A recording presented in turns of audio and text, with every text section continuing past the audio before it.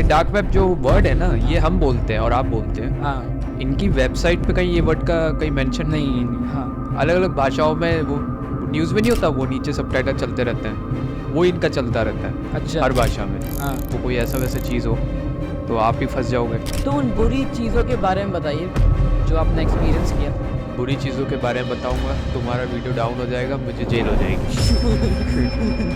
कुछ टाइम पहले एक अफवाह थी कि अगर किसी सेक्शन ने ऐसा कहा था कि अगर पेटाबाइट अगर दुनिया में आ गया तो हम एक इंसान को डाउनलोड कर सकते हैं, तो इसमें कितनी सच्चाई है? और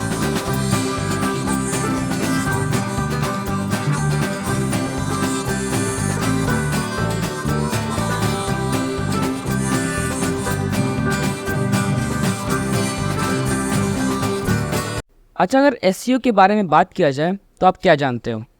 SEO 3 वर्ड का ये जो है शॉर्ट फॉर्म है। फुल फॉर्म इसका सर्च इंजन ऑप्टिमाइजेशन सब लोगों को पता है। आज इसकी पोल खोलने जा रहे हैं, आज इसके बारे में सारी चीज़ें A to Z जानने वाले हैं। ऑन पेज, ऑफ पेज, बहुत सारी चीज़ें एसईओ के बारे में होती है। टिप्स, ट्रिक्स और जितने भी सोशल मीडिया से अगर जितने लोग जुड़े वो सारे लोग उनको समझ पा रहे होंगे कि हम लोग किस चीज़ के बारे में बात करने जा रहे हैं। तो बेसिकली आज सोशल मीडिया के ऊपर ही पूरा पॉडकास्ट जाने वाला है, एसईओ टिप्स, ट्रिक्स वगैरह के बारे में। साथ में इंटरनेट भी आप लोग सोच सकते हैं, इंटरनेट के भी ऊपर रहेगा, क्योंकि डार्क वेब, डीप वेब वगैरह के बारे में हम लोग काफ़ी सारी चीज़ें भैया के एक्सपीरियंस सीखने वाले हैं, लेने वाले हैं और आप लोग को भी देने वाले हैं।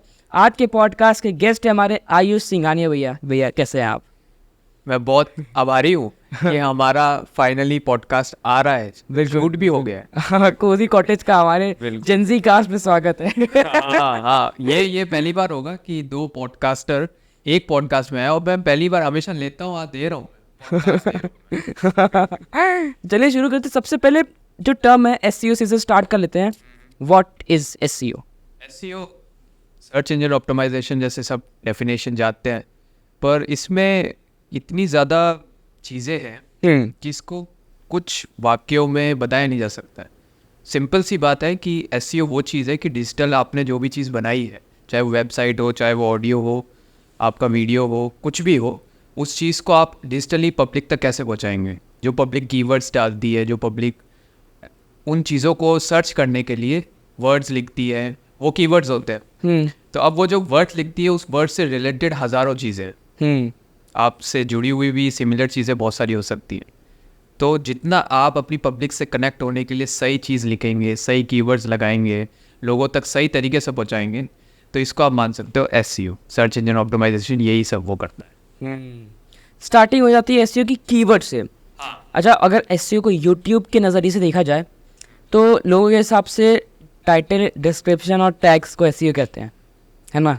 कितनी सच्चाई है इसमें, और इसमें क्या आपको लगता है? आधी की भी आधी सच्चाई है। हाँ, क्योंकि ऑन पेज, ऑफ पेज और टेक्निकल 3 एसईओ होते हैं। टेक्निकल पे तो हम बहुत बाद में जाएंगे, पहले ऑन पेज की बात करते हैं। ऑन पेज में क्या होता है, आपका टाइटल आता है, आपका मेटा टैग आता है, आपका मेटा डिस्क्रिप्शन आता है।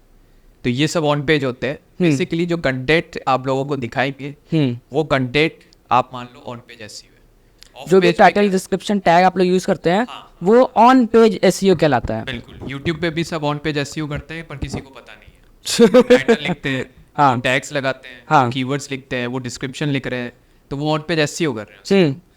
अब ऑफ पेज एसईओ क्या होता है? ऑफ पेज एसईओ में उसी चीज़ का आप बैकलिंक्स बना रहे हो, सेम लिंक्स को व्हाट्सएप पे शेयर कर रहे हो, ये सब ऑफ पेज में आता है। ऑफ पेज पे और भी बहुत सारी चीज़ें हैं, जैसे कि वेबसाइट्स जो हैं कंटेंट की, जैसे कि आपके कॉमेडी वीडियोज़ हैं यूट्यूब पे। अब आप कॉमेडी वीडियोज़ से की जो वेबसाइट है जिसमें ऐसे कंटेंट्स लोग शेयर करते हैं, जुड़े हुए हैं, वहाँ पे आप अपने वीडियोज़ को लिंक्स एम्बेडेड करो, अपने वीडियोज़ को एम्बेडेड करो। तो ये और सब ऑफ पेज में आता है। तो ये सब है ऑन पेज और ऑफ पेज। और एसईओ कई बार ऐसा होता है कि लोगों का कंटेंट बड़ा अच्छा है पर रीच नहीं मिलती है, और कईयों का कंटेंट बड़ा एवरेज है पर रीच बहुत अच्छी मिलती है। कहीं ये हमारी बात तो नहीं हो रही है? नहीं, ये आपकी नहीं, ये किसी और की बात हो रही है। अगर मैं बोल दूंगा तो कॉपीराइट डाल देगा वो। ओ भाई साहब। तो ऐसा होता है, ये सारे एग्जांपल्स हैं। तो पहले नहीं था, पहले एसईओ इतना मतलब कह सकते हैं नेसेसरी नहीं था। नीड नहीं थी। हाँ, नीड नहीं था। कैसे नीड आई एसईओ की कि अब एसईओ ऑन पेज और ऑफ पेज और टेक्निकल करना ज़रूरी हो गया? डेफिनेशंस इतनी सारी आ गई। तरीके से मैं बताऊँ। हाँ, एक छोटा सा प्लेटफॉर्म है, स्टोरेज लिमिटेड है, हज़ारों उसमें वीडियोस आ गए, हज़ारों कंटेंट आ गए, एक टाइटल, एक टॉपिक, एक थीम, हज़ारों वीडियोस। कौन सा वीडियो अच्छा है, कौन सा वीडियो पहुंचेगा, यूट्यूब एल्गोरिदम भी बड़ा कंफ्यूज है इस चीज़ को लेके। अब वो इस चीज़ को मेजर करने लगता है आपके कंटेंट से, और अब करने लगा है मेजर आपके टाइटल टैग से। पहले कंटेंट से करता था, जिसका कंटेंट अच्छा उसको वो पंप करता था। अब क्वालिटी से ज़्यादा वो आपके डिस्क्रिप्शन देखने लगा है, आपके टाइटल देखने लगा है, आपके कीवर्ड्स देखने लगा है। जिन्होंने कीवर्ड सही डाले हैं, जिन्होंने हाई वॉल्यूम टैग्स का यूज़ किया है, टाइटल बड़ा सही लगा है, उनका वीडियो वो एल्गोरिदम में डाल देता है, और दूसरों का नहीं डाल पाता है।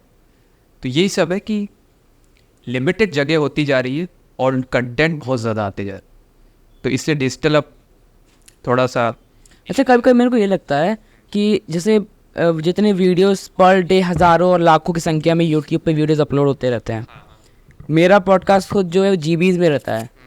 ये इतना स्टोरेज जो मैं गूगल भरता जा रहा है, उसका फार्म कितना बड़ा वो एक्सपेंड करता जा रहा है। ये मुझे इसका कोई आइडिया नहीं है, मैं अभी तक उसके फार्म में इनवाइटेड नहीं हुआ, हाँ पर ऑब्वियसली बहुत बड़ा है, और ये एक गूगल के लिए भी चैलेंज है, होगा ही। लोग इसके बारे में काम कर रहे हैं और चीज़ें भी लाते हैं, और हम सुनते हैं कि मेटा क्रैश हो गया, कभी कुछ हो गया, तो ये सब इन्हीं चीज़ों की वजह से कि जितना वो एक्सपेक्ट करते होंगे कि अगले साल इतना ट्रैफिक आ जाएगा, अगले साल इतना स्टोरेज बढ़ेगा, हमको ये अपग्रेड्स करने चाहिए, वो उनके एक्सपेक्टेशन से बियॉन्ड जाता है। ये सब रीज़न है, पर वो कर भी रहे इसमें, और मुझे लगता है आने वाले टाइम में कुछ ऐसी चीज़ें आ जाएगी जिससे इस चीज़ का सॉल्यूशन मान सकेंगे। अच्छा, कुछ टाइम पहले एक अफवाह आई थी कि अगर जैसे इन्वेंशन हो रही थी जीबी टीबी, उसके बाद पीटी मतलब पेटाबाइट की, तो एक किसी सेक्शन ने ऐसा कहा था कि अगर पेटाबाइट अगर दुनिया में आ गया तो हम एक इंसान को डाउनलोड कर सकते हैं। तो इसमें कितनी सच्चाई है, और पेटाबाइट बेसिकली आ चुका है, और ऐसा तो कुछ लग नहीं रहा है। ऐसा कह नहीं सकते कि पेटाबाइट से ऐसा कुछ हो पाएगा, बट नो वन नोस, हर चीज़ क्या करती है उसके एक्सपेक्टेशन से वो बियॉन्ड ही जा रहा है। फॉर एग्जाम्पल, एक चैटबॉट आया एआई का, एआई के चैटबॉट्स पहले भी थे, कभी किसी ने नोटिस नहीं किया। गूगल में आप जो चीज़ सर्च करते हो वो भी एक एआई है जो आपको उस जगह तक लेके जाता है, पर ये इतना वो नहीं था। अब जब चैट जीपीटी आ गया, तब वहाँ से लोग कनेक्ट करने लगे कि एआई क्या क्या कर सकता है, उससे वेबसाइट्स बनने लग गई। चैट जीपीटी से हज़ारों वेबसाइट्स एआई की बनाने लगे। भैया पहले वेबसाइट बनाते थे, और एआई ने काम ले लिया, तो चलो अब एसईओ पे आते हैं, एसईओ पे मास्टर कर लेते हैं। एआई अच्छा है, एआई काफ़ी सारी चीज़ें होती है जो हमारा हल्का कर देता है, और कई सारी चीज़ें होती है कि हमको डर लगता है कि तो भाई सीख तो नहीं रहा ना कोई साथ साथ। तो ऐसा भी होता है, और कई सारी चीज़ें होती है जिसमें एआई फेल भी है। जैसे चैट जीपीटी का जो कंटेंट आता है वो मेरे हिसाब से एवरेज कंटेंट है, ओके, वो इतना सही नहीं है, और उसके खिलाफ भी जैसे आप देखेंगे, आपने सुना होगा कि लोग जो ब्लॉग्स डालते हैं वेबसाइट पे, अगर एआई से बना वो अगर है तो वो लिस्टेड नहीं होता पेजेस पे, वो ब्लॉग नहीं आता। तो ये सब चीज़ें भी है उसके, और उसका रीज़न भी ये है कि वो इतना रेलेवेंट नहीं है। ओके, मतलब समझ के किसी ने कुछ नहीं डाला है, कॉपी पेस्ट किया है, और इतने ही सारे कॉपीज कितनी सारी होंगी, तो इसके लिए वो गूगल सर्च इंजन कोई भी इसको लिस्ट नहीं करता है। तो ये सब चीज़ें भी हैं। एआई एक तरीके से आपकी हेल्प कर सकता है, पर अगर आप एआई पे डिपेंड होते जाओगे तो मुझे लगता है कि आपका नुकसान है। कौन कौन सा आप टूल यूज़ करते हैं एआई का? कोई भी नहीं। कोई नहीं? एक मैंने खुद का एक एआई बनाया है, चैटबॉट। अच्छा, जो आपने वो सुना होगा ना कि जैसे मान लीजिए किसी को रोज का काम पड़ता है, बस 22 से 23 उसको गूगल के टैब्स खोलने होते हैं। हाँ, तो अब उसने क्या किया, CMD में जाके कमांड प्रॉम्प्ट जो होता है वहाँ पे जाके उसने एक कोड लिख दिया कि अब वो जब भी अपना पीसी खोलता है उसको सिर्फ कोड लिखना होता है, वो 22 टैब्स अपने आप खुल जाता है। तो इसी हिसाब से एक एआई का मैंने यूज़ करके अपनी चीज़ों में लगाया। जैसे मेरा जो पर्सनल काम है SEO का, यूट्यूब का भी है, तो उन सब का वो सारा काम वो करता है, जिससे उसको थोड़ा सा गाइड करना पड़ता है। बाकी वो लिंक बिल्डिंग वगैरह, बैकलिंक्स, हज़ारों में बैकलिंक्स बनाना, एक इंसान के लिए 100 बैकलिंक बनाना भी बहुत हार्ड होता है। 2 घंटे चल जाएंगे उसमें। अच्छा, बैकलिंक के बारे में अगर बात की जाए तो वो ऑफ पेज एसईओ में आता है। ऑफ पेज में आता है। ओके, बैकलिंक्स भी कई तरह की होती है। अब आम भाषा में समझ लो, ऑन पे और डू फॉलो और फॉलो में क्या डिफरेंस है। इतना ही डिफरेंस है कि एक रेलेवेंट है कि आपकी वेबसाइट अगर ई-कॉमर्स है और आपने अगर बैकलिंक्स उसकी ई-कॉमर्स से जुड़ी हुई वेबसाइट चीज़ों, तब वो रेलेवेंट है। अगर आपने इससे जुड़ी कोई और फालतू की चीज़ों में लगा दिया, कोई कॉमेडी का कंटेंट है वहाँ पे आप बैकलिंक बना रहे हो उसकी, तो ये टू फॉलो नहीं है, और इसलिए आपकी जो डीए होती है, डोमेन ऑथोरिटी आपकी वेबसाइट की, वो कम होती है, कम हो जाती है। हाँ। ओके, अगर एसईओ के में वापस आ जाए थोड़ा सा एआई को हटा के, तो कौन कौन से मिसकंसेप्शन और मिथ्स इस समय आपको फेस करना पड़ रहा है?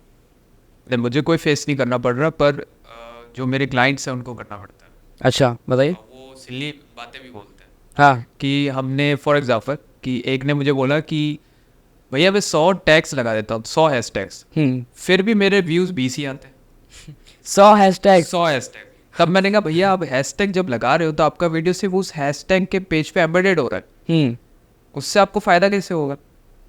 अब 100 में से सिर्फ मैं मानता हूँ कि 10 या 5 ही होंगे जिसमें अच्छा खासा ट्रैफिक होगा, तो आप वो 5 लगाओ ना। आप रिसर्च नहीं कर रहे, आप सिर्फ मार्जिन पे ध्यान दे रहे हो कि कितनी क्वांटिटी डाली जाए, डिस्क्रिप्शन कितना बड़ा लिखा जाए, वगैरह वगैरह। तो ये सब चीज़ें हैं, लोगों को पता नहीं है क्या है, जिनको पता है वो कर लेते हैं। इनमें भी ना कई सारी रेसिपीज़ हैं। मेरी जो एसईओ की रेसिपी है उसमें कुछ चीज़ें हैं जो मैं बता नहीं सकता, बट वो सब हैक्स हैं, वो टूल्स हैं। आप जब लूप होल हर चीज़ का निकाल लोगे तब अपने आप ही आप अपग्रेड हो जाओगे।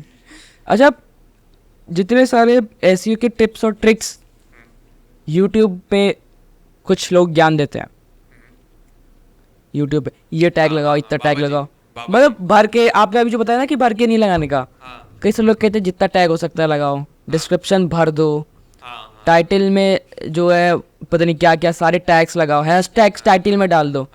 ये सब के बारे में बताइए।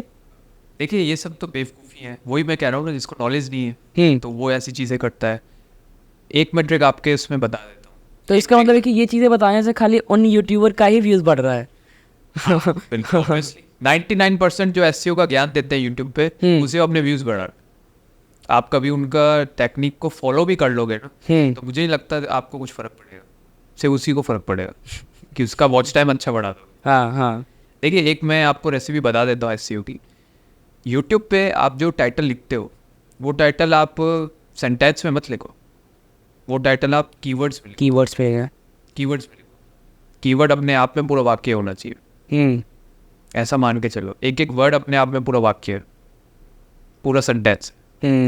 और हर वर्ड को एक कीवर्ड में आप लिखो टाइटल के अंदर।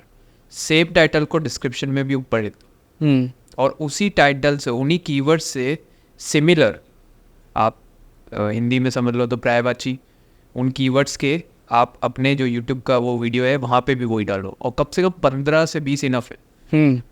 15 से 20 इनफ।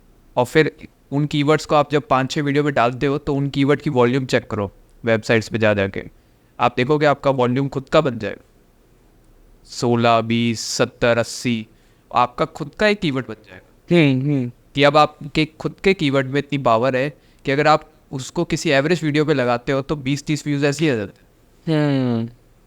तो ये सब रेसिपीज़ है। कीवर्ड्स सबसे ज़्यादा पावरफुल है। तो सबसे ज़्यादा पावरफुल है। कीवर्ड रिसर्च पे आते हैं। कीवर्ड रिसर्च अगर जैसे बहुत सारे लोग जो है कोशिश करते हैं, समझ नहीं पाते, थोड़ा सा टिक्स और ट्रिक्स दीजिए कीवर्ड के ढेर में पिन ढूंढने जैसा है। सबकी अपनी अपनी रेसिपीज़ हैं। मेरी अपनी एक रेसिपी है जो मैं नहीं बताऊंगा। सिंपल सा ये है, इसको मैं डायलॉग में बोलूंगा, दुश्मन जिनको आप दुश्मन मानते हो, जो आपके कॉम्पिटिटर्स है, उनको देखो, उनको स्टडी करो, क्योंकि उन्होंने अपने आप को बनाने के लिए आपका सारा स्टडी बहुत पहले कर लिया। तो जब जिनका बना बनाया एम्पायर है उनको आप स्टडी करो, आपका एम्पायर अपने आप बन जाएगा। और बाकी कुछ टूल्स कीवर्ड रिसर्च के लिए? टूल्स तो यही सब एआई के हैं, एआई टूल्स हैं। मैं जो प्रेफर करता हूँ वो है answer the public. Answer the public एक वेबसाइट है, मैंने आपको ही बताया। तो वहाँ पे आपको कीवर्ड्स का पूरा खानदान दिख जाता है, उसके पूर्वज कौन है, उसके रिलेटिव कौन है, मतलब सारा आपको दिखेगा। आप कीवर्ड आप डालो, यूट्यूब के लिए स्पेशली उन्होंने एक अलग ही बनाया वो सेक्शन। हाँ, तो आंसर द पब्लिक सबसे बेस्ट है, सबसे सही।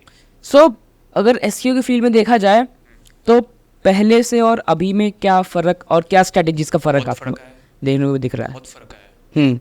उस टाइम पे पहले, अगर मैं समझ रहा हूँ 2010 से पहले की बात अगर आप कर रहे हो हम्म। तो उस टाइम पे तो डिजिटल मीडिया एग्जिस्ट ही नहीं करता था, ऐसा लोगों को लगता था, है ही डिजिटल मीडिया। आज के टाइम पे हर चीज़ डिजिटल है और टारगेट भी वही होता है, फ़ायदा भी वहीं से होता है। और इतना डिजिटल हो गया है कि अब एसईओ भी अपने आप में बदलता जा रहा है। सबसे बड़ा जो डिफरेंस आया है वो है एआई का। हर चीज़ में एआई आया है। जो चीज़ एक इंसान 15 दिन या 20 दिन में करता था वो एआई 15 मिनट में कर लेता है। तो बहुत फ़र्क आया है एसईओ, टेक्निक्स में फ़र्क आया है, चीज़ों में फ़र्क आया है, रिसर्च अब बहुत आसान हो गई है क्योंकि अब उसकी नॉलेज मिलती जा रही है ना लोगों को। रैंकिंग पे बहुत फ़र्क पड़ा है। सर्च इंजन के उस टाइम पे तो रैंकिंग का कोई फ़र्क ही नहीं पड़ता था, कंटेंट कुछ भी डालो, क्योंकि उस समय कंटेंट ही कम थी। आज कंटेंट ही बहुत ज़्यादा है, हर चीज़ में लिमिटलेस। बहुत ज़्यादा, फॉर लिमिट। कुछ कॉमन मिस्टेक्स जो एसईओ स्ट्रैटेजिस्ट वगैरह जो आजकल करते हैं और आपने नोटिस किया। देखिए, एसईओ स्ट्रेटेजिस्ट अगर कोई मिस्टेक कर रहा है तब तो उसको एसईओ में बहुत कम गया। अच्छा, ओके। पर हाँ, एक ऐसी चीज़ें ज़रूर होती हैं, कीवर्ड्स पे ही होता है सबसे ज़्यादा। कीवर्ड्स रिसर्च में बहुत टाइम लगाते हैं, बहुत ज़्यादा। जैसा मैंने अभी बताया ना, खुद का ज़ीरो, आप अभी ज़ीरो पे हो, अभी आपका कुछ नहीं है और आप ज़ीरो से स्टार्ट कर रहे हो। इससे बेहतर है जो लोग पहले से आपकी नीड से सिमिलर है, आप उनके ऊपर रिसर्च करो, वो क्या कीवर्ड यूज़ करते हैं, वो क्या टाइटल लगाते हैं, उन्होंने ये कीवर्ड लगाया तो उनका कितना ट्रैफिक आया। ये सब कुछ आप मेजर कर सकते हो। बहुत सारी चीज़ें हैं, बहुत सारी वेबसाइट्स, बहुत सारे टूल। तो मेरा तो यही रेसिपी है कि आप कॉम्पिटिटर्स को ढूंढो जो उस कीवर्ड पे रैंक कर रहे हैं, उनको आप को स्टडी करो और स्टडी करने से आपका टाइम बच जाएगा और आप अपने कीवर्ड्स आसानी से चुन पाओगे। ओके। सो आते हैं थोड़ा सा टेक्निकल एसईओ पे, उसके बारे में बताइए। टेक्निकल एसईओ बेसिकली है लिंक बिल्डिंग करने का, वेबसाइट से एक दूसरे को लिंक करना। जो सबसे मेजर चीज़ है इसमें, मेजर यही है टेक्निकल, कि आप अपनी वेबसाइट को उन वेबसाइट से लिंक करो जहाँ पे ट्रैफिक लोग आते हैं और आपके नीड्स से एकदम रिलेटेड लोग आते हैं। फॉर एग्जांपल जैसे फ्लिपकार्ट है, फ्लिपकार्ट का आप अगर अमेज़न से लिस्ट कर रहे हो, उसके प्रोडक्ट्स को एक दूसरे से लिस्ट करवा रहे हो, वहाँ पे आप अपनी भी बैकलिंक्स बना रहे हो, मतलब आपकी वेबसाइट का एक लिंक बिल्डिंग करी हुई है आपने। तो ये सब टेक्निकल में आता है। मेजर चीज़ जो है वो है आपका ऑन पेज एसईओ, क्योंकि सर्च इंजन पे आप जो भी सर्च करते हो, आपको जो टेक्स्ट कंटेंट में दिखता है वो सारा टेक्स्ट कंटेंट आपका ब्लॉग में है, वो सब ऑन पेज एसईओ है। ऑफ पेज एसईओ सिर्फ आपकी रेलेवेंस बढ़ा सकता है, रेलेवेंस बढ़ाएगा, बाकी जो कंटेंट है वो आपका ऑन पेज एसईओ। अच्छा, ऑन पेज एसईओ का सिर्फ अगर उसका यूज़ किया जाए तो बहुत ज़्यादा रैंकिंग और एसईओ का वर्क नहीं हो पाता है।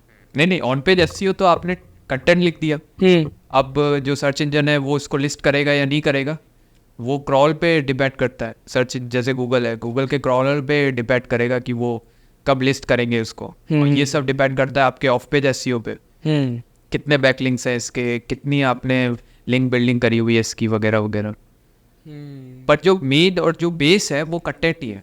हाँ, वो कंटेंट और वो कीवर्ड्स है और डिस्क्रिप्शन है, टाइटल है, मेन चीज़ ये है। क्योंकि पहला पब्लिक, अगर कोई भी विजिटर अगर जो पहली चीज़ देखेगा वो टाइटल ही देखेगा।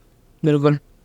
इतने सारे एसईओ की चीज़ें आपने बताई, इतना ज्ञान आपने दिया, आया कहाँ से, स्टार्टिंग कहाँ से हुई आपकी ये ज्ञान मुझको एक डोरेमोन का गैजेट मिला था सन 1980 में, उससे मुझे मिला। ये एक्चुअली क्या, कुछ चीज़ें थी ऐसी कि वो मुझे बहुत फैसिनेट करी। और सबसे पहली चीज़ तो ये थी कि यूट्यूबर्स, 2-3 यूट्यूबर्स हैं जिनको मैं हमेशा से देखता हूँ, तो मैंने उनको पहले देखा, मुझे उनका कंटेंट पसंद आया। अब मैंने कहा कि ये लोग इतने इनके व्यूज़ आते हैं, उसके पीछे क्या रीज़न है। तब मैंने कुछ क्रिएटर्स के स्टोरीज़ वगैरह देखी, फिर बार बार हर जगह ना हर क्रिएटर का एक चीज़ बड़ा कॉमन होता था, एसईओ। सब बोलते थे एसईओ एसईओ। उस टाइम पे मैं था 10th 11th ऐसे कुछ। तो एसईओ जब वर्ड आने लगे तब स्कूल में भी इसका एक बुक में भी टॉपिक था वगैरह। अच्छा। फिर मैंने कहा इसके ऊपर थोड़ा सा करा जाए कुछ, क्योंकि डिजिटल से रिलेटेड था और डिजिटल फैसिनेट बहुत लगता है ये सारी चीज़ें। तो फिर उसके बारे में थोड़ा थोड़ा ज्ञान लिया, फिर फर्दर चीज़ों के लिए कोर्स किया एसईओ का, फिर गए आगे ट्रेनिंग के लिए। फिर एक मौका, एक मतलब ऐसा आ गया जहाँ पे अब प्रैक्टिकल चीज़ें करनी थी। अब तक तो ज्ञान ले रहे थे। और एक चीज़ बड़ी सही होती है, चाहे आप किसी भी चीज़ में चले जाओ, थ्योरेटिकल नॉलेज में और रियलिटी में प्रैक्टिकल बहुत हाँ, प्रैक्टिकलिटी में बहुत अंतर होता है। थ्योरेटिकल तो लिख देते हैं कि ये फार्मूला, असलियत में फार्मूला नहीं चलता। तो ये सब में बहुत डिफरेंस होता है। तो जब किया तो फेल हो गए। मैंने सब तो सही चल रहे हैं, जैसा जैसा बताया गया जैसे वैसे ही तो कर रहे हैं। तब पता चला प्रैक्टिकल तो बिल्कुल अलग होती है चीज़ें। तो फेल हुए पहले, फिर उसके बाद कुछ चीज़ें आई जिसके बारे में आगे बात करेंगे। तो वो जब चीज़ें आ गई तब कुछ एसईओ की चीज़ें थी जिस पे कंट्रोल आ गया। अब ये जो कंट्रोल था, इसका अगर गलत इस्तेमाल करते तो ऑब्वियसली गलत का तो गलत ही होता है, पर इसका गलत इस्तेमाल ना करके इसका सही इस्तेमाल करने की कोशिश करी। फिर एक डिजिटल मार्केटिंग एजेंसी से मैं मिला, उनके सर से मेरी बात हुई जिनकी वो कंपनी थी। उनको मैंने बताया कि ऐसा ऐसा मेरे पास कुछ चीज़ों का होल्ड है, अगर मैं ये सब करना चाह रहा हूँ। हाँ, लूप होल्ड नहीं, होल्ड है, पूरा ही होल्ड है। तो किसी को भी मैं उड़ा सकता हूँ, किसी की वेबसाइट को नीचे कर सकता हूँ। उन्होंने वो पहले समझे नहीं ये चीज़, फिर उनको करके दिखाया। तब उन्होंने बोला कि हाँ, इन चीज़ों को यूज़ किया जा सकता है, पर क्योंकि अच्छे के लिए यूज़ कर रहे हैं तो कस्टमर और क्लाइंट्स तक पहुँचना, इस चीज़ को कन्वर्ट करना रेवेन्यू में, ये थोड़ा मुश्किल होगा। तो फिर उसमें आगे गए मैं उनकी कंपनी से जुड़ गया। फिर हमने 2-3 महीना पहले कुछ सर्विसेज बनाई। उन सर्विसेज को फिर नाम देने के लिए, वैलिड करने के लिए और लोगों तक देने के लिए उनको एक प्रोडक्ट में कन्वर्ट किया। अब सबसे ज़्यादा जो प्रोडक्ट हिट चल रहा है हर जगह वो है यूट्यूब। वेबसाइट का तो सब बोलते हैं मैं बना दूंगा। वेबसाइट्स इतना नहीं है, वो अलग है, वेबसाइट अलग अलग तरीके की होती है। सबसे ज़्यादा जो यूनिक चीज़ थी वो था यूट्यूब प्लेटफॉर्म। अब कोई ऐसी चीज़ बोले, ऐसी कोई सर्विस दे जो यूट्यूब पे बोल सकता है कि मैं इतना आप अमाउंट दीजिए, हमारा प्रोडक्ट है, आपका चैनल मोनेटाइज कर देंगे। इतना अमाउंट दीजिए, आपका जो चैनल है उस पर रेवेन्यू नहीं बन रहा तो हम आपका इतना रेवेन्यू बना के देंगे।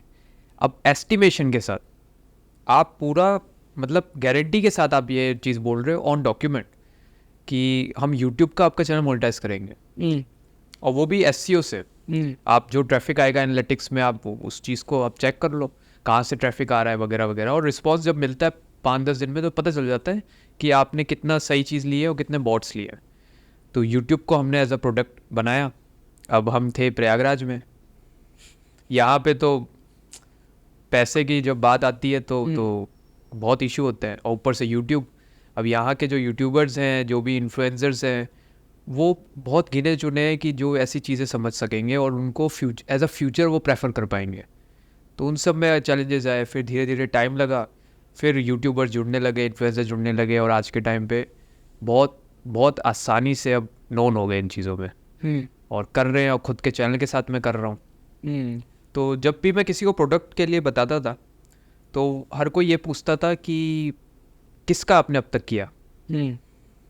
तो अब ऑब्वियसली उस टाइम पे मेरे पास कोई क्लाइंट नहीं था, तो मैंने अपने आप को एज अ क्लाइंट बनाया। मेरे चैनल मैंने मोनेटाइज किया, मेरे चैनल पे मैंने रेवेन्यूज़ बनाए, उसके बाद उनको मेरा ही चैनल मैंने हमेशा एज एन एग्जांपल दिखाया।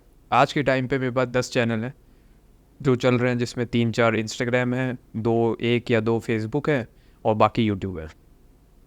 तो अब बढ़ते जा रहे हैं क्योंकि सबको अच्छा रिस्पॉन्स मिल रहा है। और एक बहुत सही है कि जो भी क्लाइंट को हम सर्विस देते हैं, एक बार उसने ले ली सर्विस तो उसके पास इतना उसको क्लियर हो जाता है कि अगर ये जो बोल रहा है सर्विस, ये सर्विस मिलेगी हमें, वो क्लियर हो जाता है। तो ये ओके। अभी भी बहुत चीज़ें अपग्रेड करनी है। अभी मैं बहुत सारी चीज़ें बना रहा हूँ। अब हर चीज़ को मैं एआई से पैच करने की कोशिश कर रहा हूँ, हर चीज़ में काम और आसान हो जाए। स्पीड मेन है, स्पीड, और हाँ, स्पीड ही है मेन। वर्कलोड कम हो जाए। नहीं, वर्कलोड नहीं, हमको क्या है, बहुत तेज चलने की ज़रूरत है। हम क्या करते हैं, वीडियो में व्यूज़ लाने के लिए हज़ारों एम्बेडेड करते हैं वीडियो को, हज़ारों वेबसाइट्स में।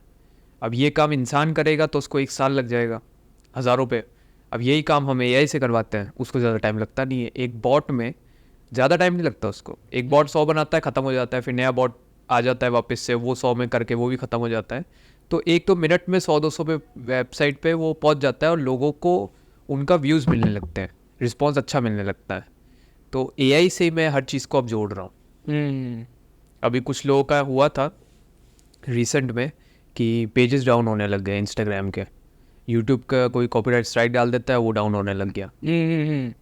तो अब हम क्या कर रहे हैं, एक नया प्रोडक्ट बना रहे हैं जो मे बी नेक्स्ट मंथ के एंड तक हम बना देंगे। जैसे हमारा प्रोडक्ट है यूट्यूब निंजा, जिसमें हम मोनेटाइज करते हैं, और दूसरी एक सर्विस है वो है रेवेन्यू की। उसमें हमारा कॉन्ट्रैक्ट होता है और हम रेवेन्यू बना के देते हैं। उसमें किसी को चार्ज तो देने पड़ते हैं, पर वो जो प्रॉफिट आता है उसमें से हम शेयरिंग ले लेते हैं। वो अंडरस्टैंडिंग होती है क्लाइंट और हमारी। अब हम सर्विस बनाने वाले हैं सिक्योरिटी की। उसमें अगर आपने सिक्योरिटी ली है हमसे, तो no one can ever down your page, कभी डाउन नहीं कर पाएगा, चाह कर भी नहीं कर पाएगा। ये बात की इंस्टाग्राम भी गारंटी नहीं लेता। अब इसमें जो लूप होल्स हैं वो हमको पता है कि पेजेस कोई डाउन कैसे करता है, कॉपीराइट की इनकी पॉलिसीज़ क्या है, और उन्हीं पॉलिसीज़ का मिसयूज़ करके ये लोग डाउन करवाते हैं। तो अब इन लोगों के ख़िलाफ़ हमने ये सर्विस बना रहे हैं। इसमें क्या होगा कि हम इनको ढूंढेंगे जिन्होंने हमारा डाउन किया, हम उनको डाउन कर देंगे, उनका पेज ही डाउन कर देंगे। तो जब वही डाउन हो गए रिपोर्ट्स के कारण, हज़ारों रिपोर्ट्स के कारण, तो उनकी किसी कंप्लेंट का कोई रेलेवेंस ही नहीं है, तो उनके द्वारा डाली गई copyright strikes null and void हो जाएंगी। और ये हमने एक के साथ करके देखा, इसलिए अब हम इसको प्रेफर कर रहे हैं एज एन प्रोडक्ट, कि अब हम इनको इन्फ्लुएंसर्स तक बताएंगे, और क्लाइंट्स को अगर कभी ज़रूरत पड़ेगी तो हम ये देंगे सर्विस, सिक्योरिटी प्रोवाइड। ओके, तो मतलब कहाँ से आपने इसकी एजुकेशन ली थी? एजुकेशन इसकी किसी ने दी नहीं है। ये जो चीज़ें होती है ना, ये कोई सिखाता नहीं है, ये आप अपने आप ही सीखते हो। ओके, फॉर एग्जांपल कि कोई किसी को हैकर बनाता नहीं है, आप खुद हैकर बनते हो, आप लूप होल्स उसके पता लगा लेते हो। तो ये सब चीज़ें कोई सिखाता नहीं है, ये सब चीज़ें आपको खुद ही आती हैं, अपने आप ही आ जाती हैं। लूप होल्स आप निकाल लेते हो, हैक्स आप निकाल लेते हो, तो आप अपने आप में अपग्रेड होते चले जाते हो। ओके, तो ये सब है। तो सर डार्क वेब पे आते हैं। डार्क वेब के बारे में काफ़ी सारे, आज हमारी थीम भी डार्क है। हाँ इसीलिए डार्क है। तो थोड़ा सा डार्क वेब के बारे में मेरे को आप अपने एक्सपीरियंस बताइए, क्या क्या आप। यही जो मैंने बोला ना अभी, कि ये जो चीज़ें होती हैं कोई सिखाता नहीं है, आप हैकर खुद बनते हो। तो दुनिया के आइंस्टाइन के अलावा दुनिया के सबसे ज़्यादा दिमाग पाने वाले लोग एक टेबल पे बैठते हैं, और सब के सब अपने आप में एक मास्टरमाइंड्स। लूप होल उन्होंने हर चीज़ का निकाला हुआ है। सर्च इंजन की तो पूरा मतलब एक्शंस भी नहीं कर सकते, कि मतलब हालत ख़राब कर रखी है। हाँ, सबको हर चीज़ का अलग अलग का नॉलेज है, जिसको जिसका नहीं है उसके पास वाले को उसका नॉलेज है। तो इन लोगों ने एक पोर्टल बनाया जिसको कोई गवर्नमेंट रिकॉग्नाइज नहीं करती है, और करती है तो एज एन नेगेटिव में लेती है कि ये गलत चीज़ है। वहाँ पे इन लोगों ने सर्विसेज लाए। अब सर्विसेज क्या है उनके पास? हर चीज़ का पैरेलल। गूगल एड्स है तो उनके पास अपना एक अलग एडवर्टाइजमेंट का सोर्स है, जो गूगल एड्स से भी ज़्यादा रेलेवेंट है, ज़्यादा आपको इफेक्टिव लगेगा। तो ऐसी उन्होंने बहुत सारी सर्विसेज बनाई। अब ये जो सर्विसेज होती हैं ये कहाँ मिलती है? सर्च इंजन्स पे मिलती है। अब क्योंकि इनको रिकग्नाइज नहीं करते, तो कोई सर्च इंजन इनको अपनी वेबसाइट अपने यहाँ रखेगा भी नहीं।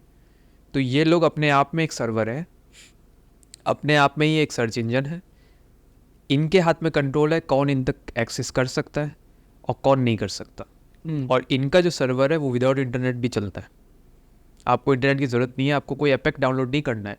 एक मतलब HTTP करके कुछ है इनका, वो आप डाल दीजिए, तो उसके बाद आपका अपने आप ही थोड़ा टाइम लेता है। अगर इन लोगों ने एक्सेस दे दिया आपको, और मतलब वो होता है ना, एक पंप ऐड आता है, आपसे येस और नो पूछते हैं कि आप इसको जानते हो या नहीं जानते, तो वैसे इनके पास जाता है। अगर उन्होंने दिया हुआ है आपको, वो जानते हैं, तो वो आपको दे देंगे, नहीं तो वो आ जाएगा आपके लिखा हुआ कि आपकी ये जो वेबसाइट है डाउन है। तो ऐसे आप इन तक पहुँचते हो, और इनके पास जब पहुँचते हो तो मैं ये चीज़ बड़ी सही से बोलता हूँ कि 80% इनके पास गलत चीज़ है और 20% इनके पास सही चीज़ है, जिसमें एड्स आते हैं, जिसमें ये सब इंस्टाग्राम, यूट्यूब, इनकी सर्विसेज हैं इनके पास, और भी बहुत सारी चीज़ें हैं। पर 80% ये गलत है, गलत चीज़ों को प्रमोट करते हैं, गलत चीज़ें हैं इनके पास, वो सब। ओके, 80% बुरी है। तो उन बुरी चीज़ों के बारे में बताइए जो आपने एक्सपीरियंस किया। बुरी चीज़ों के बारे में बताऊंगा, तुम्हारा वीडियो डाउन हो जाएगा, मुझे जेल हो जाएगी। बुरी देखो, अब ऐसा है बुरा, बुरे ऐसा जो बताने लायक बुरे में हाँ है बताने लायक। ओके, बताने लायक ये है कि आप दूसरों का चैनल हैक कर लो, दूसरों की वेबसाइट हैक कर लो। अमेजन से आप कोई चीज़ ऑर्डर करो, पे आउट आपका ये दिखा देगा, अमेजन को, पे आउट असलियत में हुआ ही नहीं है। कार्डिंग वर्ड सुना होगा, सब है इनके पास, सब है। मतलब इंटरनेट पे कुछ भी हो सकता है, कुछ भी कर सकते हैं। अब जो लोग देख रहे होंगे ये पॉडकास्ट, सुनने में ये बहुत आसान लगता है, प्रैक्टिकल किसी को भी डेमो चाहिए तो please contact me, please contact me. आप तो जानते हैं, पर ये सुनने में बहुत आसान लगता है, पर रियलिटी में ऐसी चीज़ें होती हैं, बिल्कुल होती हैं। ऐसे ही लोगों के पेज हैक नहीं हो जाते हैं, होते हैं। पर इसके पीछे ये भी, एक्सेस कैसे मिला था डार्क वेब? मुझे एक्सेस मिला नहीं था, मुझे एक्सेस किसी ने दिया था जो यूज़ करता था पहले से, और उसने मुझे बताया। तो मैंने एक दिन ट्राई किया उसके अंदर, क्यूरियोसिटी जग गई। हाँ वो बिल्कुल, अगर गन रखी हुई होगी आगे तो मन जरूर करेगा एक बार गोली हो इसमें और चला के देख लें। तो क्यूरियोसिटी थी, तो वो किया लॉगिन, और उस टाइम पे मैं बस कोई एंड्रॉयड अलग मोबाइल था तो उसमें मैंने किया, और इंटरनेट उसमें नहीं था मेरे, तो फिर भी मैंने वो लिंक डाल दिया, एंटर कर दिया, और वो विदाउट इंटरनेट खुल भी गया। तो उसका कुछ एक अजीब सा इंटरफेस था, वेबसाइट के जैसा ही था, और लिस्ट ऑफ सर्विसेज सब जगह लिखा हुआ था, हर जगह टाइटल्स दिए हुए थे, social media platform, e commerce, website, ये वो चीज़ें दी हुई थी उसमें, टूल्स दिए हुए थे, वहाँ पे ये सब चीज़ें थी डार्क वेब की। डार्क वेब पे इलीगल चीज, डार्क वेब जो वर्ड है ना, ये हम बोलते हैं और आप बोलते हैं, हाँ, इनकी वेबसाइट पे कहीं ये वर्ड का कहीं मेंशन नहीं, हाँ, अलग अलग भाषाओं में, वो न्यूज़ में नहीं होता, वो नीचे सबटाइटल चलते रहते हैं, वो इनका चलता रहता है अच्छा, हर भाषा में, हाँ, और उसमें बस प्राइसेस दिए हुए होते हैं कि आज ये सर्विस नई ऐड हुई है, ये सर्विस की प्राइस घट गई है, ये सर्विस की प्राइस बढ़ गई है, ये सब चलता रहता है।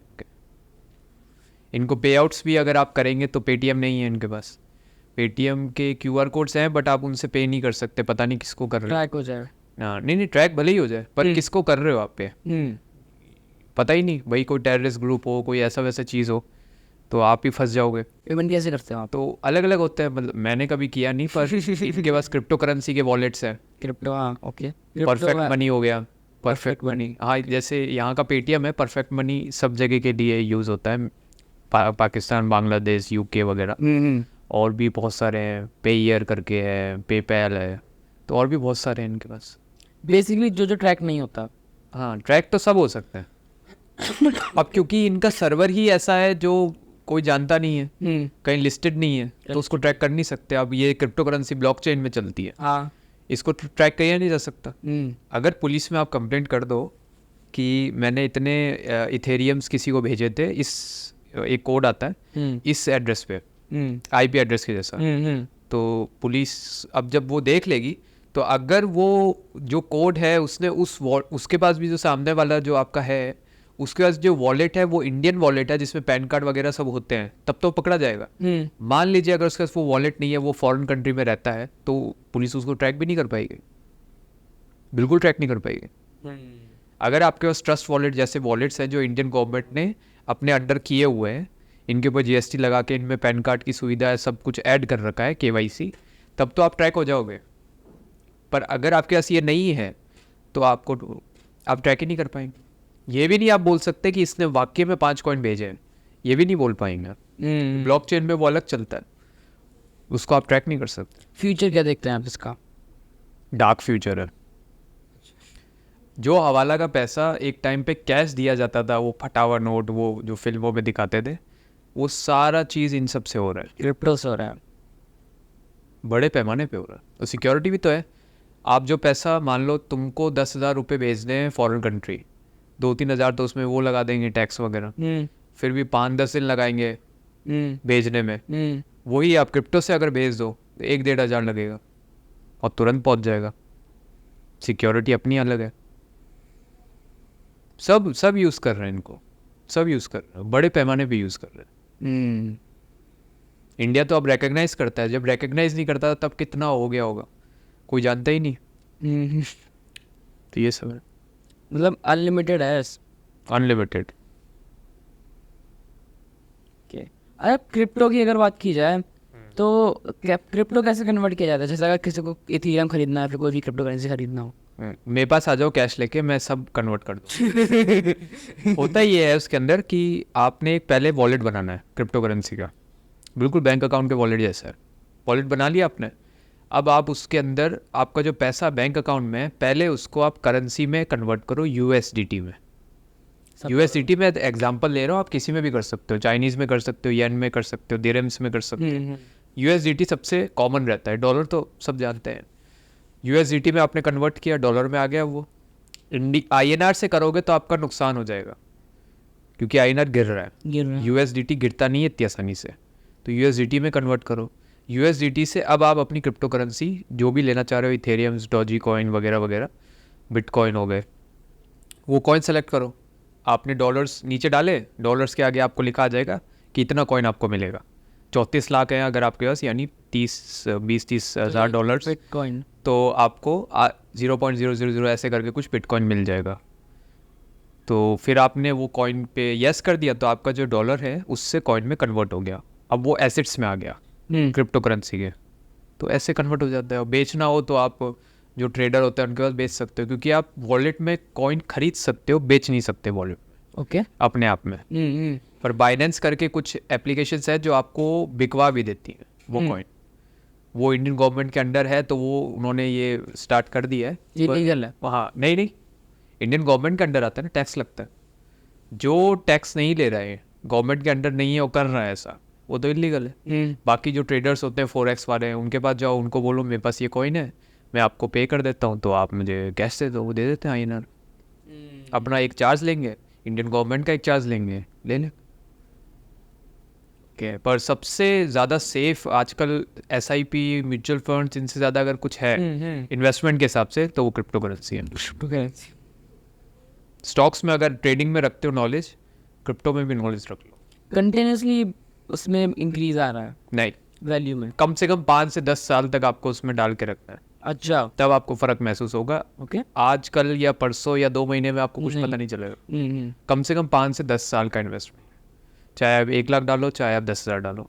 दादाजी ने क्रिप्टो करेंसी खरीद लिया तो तुम्हारे आ जाती है अभी। नहीं, हाँ, बिटकॉइन अगर उस ज़माने में ले लिया होता तो, पर वही है ना कि कौन किसको पता होता है।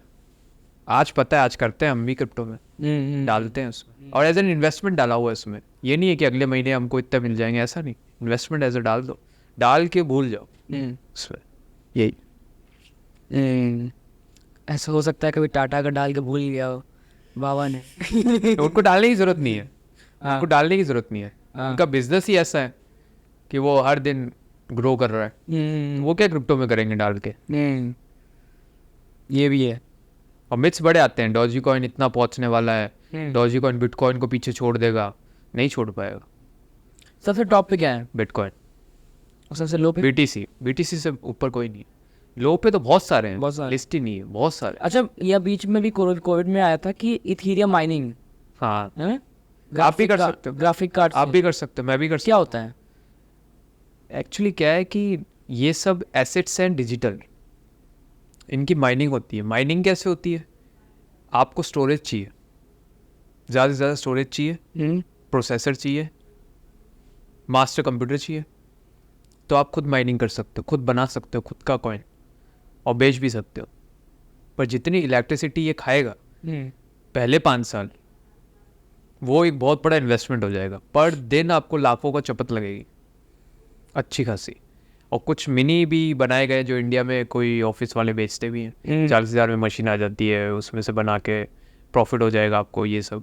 तो वो कम बिजली खाते हैं, माइनिंग वो भी करते हैं, पर उनकी जो क्रिप्टो करेंसी होती है उसकी वैल्यू इतनी अच्छी होती नहीं है। अच्छा, इथीरियम माइनिंग बहुत ज़्यादा ट्रेंड में थी? नहीं, वो सब ट्रेंडिंग में थी। अच्छा, ओके। जितना बिटकॉइन हुआ है उतना तो कोई भी नहीं हुआ अभी तक। बिटकॉइन की माइनिंग होती है? सबकी होती है, सबकी होती है। अब तो शायद कम हो गई होगी, अब तो एक क्वांटिटी में आ गए। माइनिंग सिंपल सी बात यही है कि जो एक मिनट, माइनिंग करने में प्रॉफिट है कि खरीदने में प्रॉफिट है? माइनिंग में भी प्रॉफिट है, खरीदने में भी है। Okay okay. खरीदने पे इफ एंड बट है, जैसे मैंने बताया, एज एन इन्वेस्टमेंट आप ले लो। आने वाले 10 साल में अगर आपको नॉलेज है तो आपको पता होगा कि आने वाले 10 साल में इसका क्या होना है। जैसे सोना आप लेते हैं, सोने के अगर दाम बढ़े तो आपको प्रॉफिट हुआ।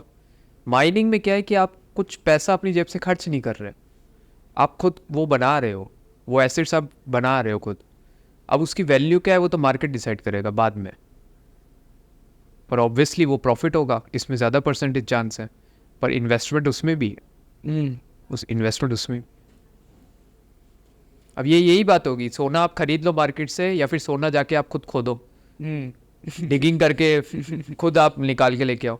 तो भैया डिगिंग उसमें करोगे तब भी तो आपका अच्छा खासा इन्वेस्टमेंट है। प्रोसेस क्या होता है माइनिंग का? प्रोसेस यही है कि मास्टर कंप्यूटर वगैरह लेके, क्या कैसे करना होता है, क्या होता है? कुछ नहीं करना है आपको, मास्टर कंप्यूटर आप लेके आओ, प्रोसेसर अच्छा बनाओ, हीटिंग के लिए आप उसको समुंदर में रखो और उसको, हाँ अब वो अपने आप करेगा। वो मशीन इस तरीके से बनाई जाती है कि आपको मैन्युअली कुछ नहीं करना है, वो मशीन अपने आप बनाएगी, अपने आप करेगी। एक आपने जैसे आप अकाउंट बनाते हो वैसे आपने बना लिया एक, अब वो कॉइन्स अपने आप हो रहे हैं।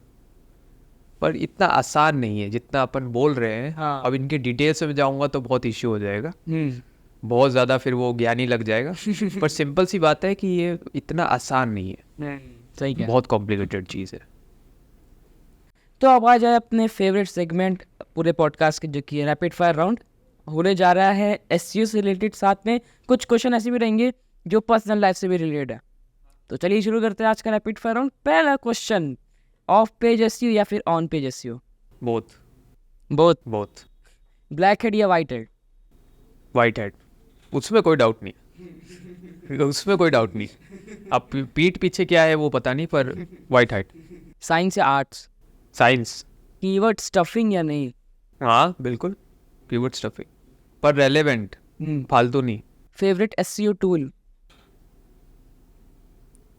फेवरेट एसईओ टूल कोई भी नहीं है, कोई भी नहीं है, मैं यूज़ ही नहीं करता। आंसर माय पब्लिक थोड़ा बहुत। आंसर वो एसईओ टूल नहीं है, बट हाँ ठीक, कीवर्ड। हाँ कीवर्ड ठीक ठीक। Answer the public. Most underrated SEO tactic? जितने कीवर्ड डालेंगे उतना मेरे को रीच मिलेगी, सबसे ज़्यादा तो यही है, सबसे ज़्यादा तो यही है, यही टेक्निक है अंडररेटेड। पिज़्ज़ा या बर्गर? दोनों ही नहीं, मेरी हेल्थ से सबको पता चल गया होगा। पर हाँ पिज़्ज़ा पिज़्ज़ा पिज़्ज़ा पिज़्ज़ा। चाय या कॉफ़ी? कॉफ़ी। Coffee, okay. अभी पी के आया 2 बार। कोई फैशन ट्रेंड फॉलो करते हैं आप? हाँ, जो सलमान भाई पहनते हैं। फैशन तो अब ऐसा है कि इंस्टाग्राम से देखते हैं क्या चल रहा है। फ़िलहाल तो बैगी जीन्स वगैरह बहुत चल रहा है, तो वो भी पहनते हैं, और ओवर साइज्ड हुडीज़ बड़ी चल रही हैं, वो भी पहनते हैं, और बाकी ज़्यादातर फॉर्मल ऑफिस की वजह से। माउंटेन या बीचेस? माउंटेन। माउंटेन, जो पीस माउंटेन में, बीचेस में आजकल पीस का है। क्राउड है। अरे बहुत ज़्यादा, बहुत ज़्यादा। Most embarrassing childhood trauma? Trauma तो मुझे कभी भी नहीं हुआ, बट हाँ एम्बैरेसिंग मोमेंट की बात की जाए तो हाँ है। When I was in my briefs, और मैं ट्राईसाइकिल चला रहा हूँ बाहर मेन रोड पे ब्रीफ्स में, यही है एम्बैरेसिंग मोमेंट। ब्रीफ से आप समझ रहे हो ना, मैं वो हिंदी में वर्ड नहीं बोल रहा हूँ, वो राम वर्ड नहीं बोल रहा हूँ, ब्रीफ्स मतलब वो ब्रीफ्स, और उसमें मैं ट्राईसाइकिल चला रहा हूँ कहीं। तो अब जाके एम्बैरेसिंग हो रहा है क्योंकि उसकी फोटो है ना। स्पिरिचुअलिटी पे विश्वास रखते हैं? बहुत ज़्यादा विश्वास ही है, विश्वास ही है। रिचुअल्स कुछ करते हैं? नहीं, मतलब बिजी वो इतना हो गया है कि अब फॉलो नहीं कर पाते, पर ऑब्वियसली कहीं पे जैसे कोई दिवाली वगैरह होती है तब तो होता ही है। ओके। भूतों पे विश्वास रखते हैं? बिल्कुल भी नहीं। पर मैं चाहता हूँ कि मेरे कमरे में कभी रात में मैं सो रहा हूँ तो मुझे एक्सपीरियंस होए, हाँ। पर होता नहीं है। अच्छा, एक पैरानॉर्मल एक्टिविस्ट के साथ पॉडकास्ट अपना आने वाला है, उसको ज़रूर देखिएगा, उससे पता चलेगा भूतों के बारे में, भूतों का काला सच। तो के बारे में सब बताते हैं, कभी भूत को किसी ने पकड़ लिया? पकड़ा है? वही तो पहचानना है उनसे। वही तो जानना है उनसे। अपने को लोग पैरानॉर्मल एक्टिविस्ट कहते हैं, भैया इसका मतलब क्या होता है वो पूछेंगे सबसे पहले उनसे। भैया मेरे को तो पैरानॉर्मल वर्ड का ही आज तक कभी मतलब समझ में ही नहीं आया, क्योंकि ये भी मिथ के जैसा मुझे लगता है और रूमर के जैसे ही लगता है। और मुझे तो देखो अपना मेरा ओपिनियन है कि ये सब फालतू और फेक चीज़ें हैं। ये सिर्फ एंटरटेनमेंट पर्पस के लिए बनाया जाता है और इसमें रियलिटी कुछ है ही नहीं, क्योंकि ऑब्वियसली कभी कहीं हुआ ही नहीं, किसी ने देखा नहीं, तो जो देखा नहीं वो है ही नहीं। तो ये था आज का रैपिड फायर राउंड, और इसी के साथ आज का पॉडकास्ट भी हम लोग यहाँ पे एंड करते हैं। और अब हम लोग देने जा रहे हैं भैया को ऐसा एक गिफ्ट, एक ऐसा ऑनर जो लोग सारे गेस्ट को देते हैं, पर उसमें एक ट्विस्ट है, हम लोग भैया को पहले दे चुके हैं, उसकी फोटो और जो पहले दे चुके हैं, ये जो उसके पीछे रीज़न था वो भी ये कारण यही थे। एक्चुअली इलेक्ट्रिसिटी हुई थी, इंडियन काउंसिल ऑफ इनके 60 कितने पॉडकास्ट आए आपके? 60 के इतिहास में कभी नहीं हुआ, मेरे साथ ही वो इतिहास घटा है। नहीं, हो चुका है। तो फिर ठीक है, तब फिर ये भाई इलाहाबाद जो भी इलेक्ट्रिसिटी अगर वाले कोई देख रहे हैं, उसको पुश करिए थोड़ा सा इलाहाबाद में। तो इलाहाबाद इलेक्ट्रिसिटी बोर्ड वाले जो भी देख रहे होंगे ना, थोड़ा सा ध्यान रखिए। तो मॉशिंगन साइड में बहुत पर हाउस नंबर मत बताना, क्या पता अभी काट देंगे।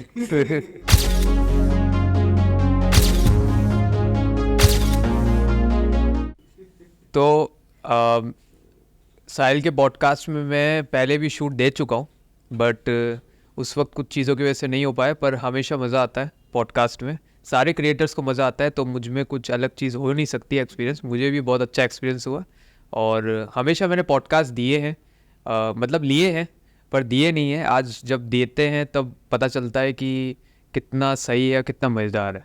और साहिल जिस तरीके से कर रहा है पॉडकास्ट, ये तो मैं भी नहीं करता, इतनी मेहनत तो हमसे हो नहीं सकती।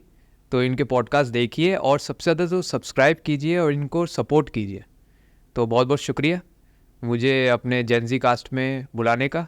देखते रहिए इनके पॉडकास्ट, आते रहते हैं, रीच मिलती रहती है, और रेवेन्यू भी बहुत अच्छा अब बनाने लग गए हैं। थैंक यू भाई।